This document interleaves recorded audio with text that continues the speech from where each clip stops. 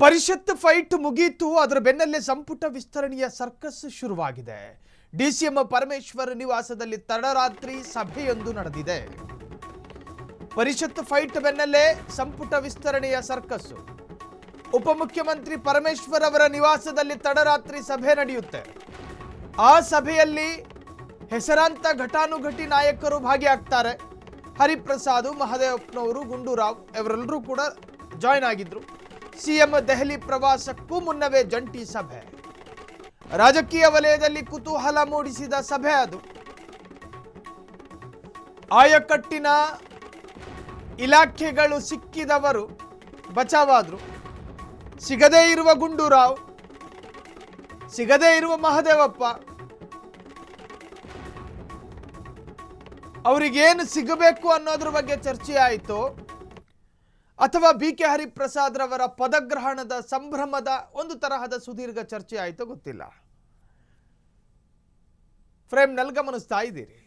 BK Hariprasad, ಮಹದೇವಪ್ಪನವರು, ಜೊತೆಗೆ Dinesh Gundu Rao. So ಒಂದು ತರಹದ ಲೋಕಾಭಿರಾಮ ಮಾತನಾಡುವಂತಹ ರೀತಿಯ ಫೋಟೋ. ಆಶ್ಚರ್ಯ, BK ಹರಿಪ್ರಸಾದ್ ರವರ ಪದಗ್ರಹಣದ ದಿನವೇ ತಡರಾತ್ರಿ ಉಪಮುಖ್ಯಮಂತ್ರಿ ಅವರಿಗೆ ಎಲ್ಲ ಒಂದು ಕಡೆ ಆರೋಗ್ಯ ಸರಿ ಇಲ್ಲ. ಮೊನ್ನೆ ದಿನ ಸಿದ್ದರಾಮಯ್ಯನವರು ಸ್ವತಃ, ನೆನ್ನೆ ದಿನ ನೀವು BK ಹರಿಪ್ರಸಾದ್ ರವರ ಕಾರ್ಯಕ್ರಮದಲ್ಲೂ ಕೂಡ ಯಥೇಚ್ಛವಾಗಿ ನೋಡೋದಕ್ಕೆ ಸಿಗಲಿಲ್ಲ ಜಿ ಪರಮೇಶ್ವರ್ ಅವರು. ಸೊ ಸಿದ್ದರಾಮಯ್ಯನವರು ಸ್ವತಃ ಜಿ ಪರಮೇಶ್ವರ್ ಅವರ ಮನೆಗೆ ಭೇಟಿ ಕೊಟ್ಟಿದ್ರು. ಅದಕ್ಕೆ ಕಾರಣವೂ ಕೂಡ ಅವರೇ ಹೇಳ್ಕೊಂಡಿದ್ರು.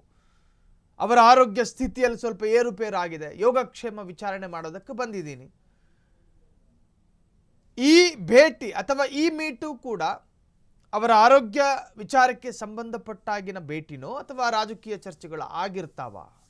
ಸೊ ರಾಜ್ಯದಲ್ಲಿ ಚರ್ಚೆಗಳಾಗ್ತಾ ಇದೆ. ಕಾರಣ ಈಗ ಅಲ್ಲಿ ಭೇಟಿ ಆದವರ ಪೈಕಿ BK ಹರಿಪ್ರಸಾದ್ಗೆ KPCC ಅಧ್ಯಕ್ಷ ಸ್ಥಾನ ಬಿಟ್ಟರೆ ಉಳಿದವರಿಗೆ ಯಾರಿಗೂ ಕೂಡ ಸಚಿವ ಸ್ಥಾನ ಸಿಕ್ಕಿಲ್ಲ. ಹಾಗಾಗಿ DK ಶಿವಕುಮಾರ್ ಅವರು ದೆಹಲಿ ಭೇಟಿಗೂ ಕೂಡ ಇನ್ನೇನು ಕೌಂಟ್ ಡೌನ್ ಶುರುವಾಗಿದೆ. ಸೊ ಈ ಸಂದರ್ಭದಲ್ಲಿ ಲಾಬಿ ಮಾಡೋದಕ್ಕೆ ಬಂದ್ರ ಅನ್ನೋ ಚರ್ಚೆಯೂ ಕೂಡ ಶುರುವಾಗಿದೆ.